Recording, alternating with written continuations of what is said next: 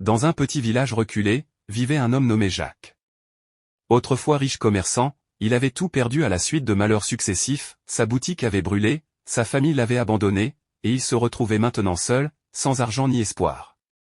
Jacques n'avait plus que son fidèle compagnon, un chien nommé Max, pour lui tenir compagnie dans sa détresse.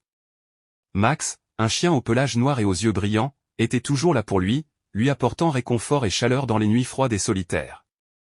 Un jour, alors que Jacques errait dans les rues du village, une vieille église abandonnée attira son regard. Dans un élan de désespoir, il décida d'entrer, espérant trouver un peu de réconfort dans la prière. À l'intérieur, la lumière filtrait à travers les vitraux poussiéreux, et l'odeur de l'encens flottait dans l'air. Alors qu'il s'agenouillait devant l'autel, Max s'approcha et se coucha à ses côtés, posant sa tête sur ses genoux. Jacques sentit un élan d'amour et de gratitude envahir son cœur.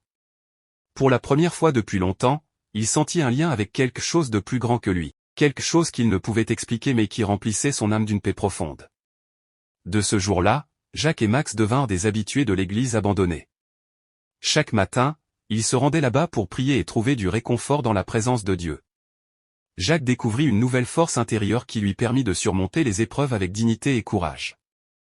Les habitants du village furent touchés par la transformation de Jacques. Ils commencèrent à lui offrir leur aide et leur soutien, reconnaissant en lui un homme nouveau, empli d'une foi inébranlable et d'un amour inconditionnel pour son fidèle compagnon et pour Dieu. Et ainsi, l'histoire de l'homme misérable avec son chien qui adore Dieu devint une source d'inspiration pour tous ceux qui la connaissaient. Abonnez-vous pour ne plus rater aucune de nos vidéos.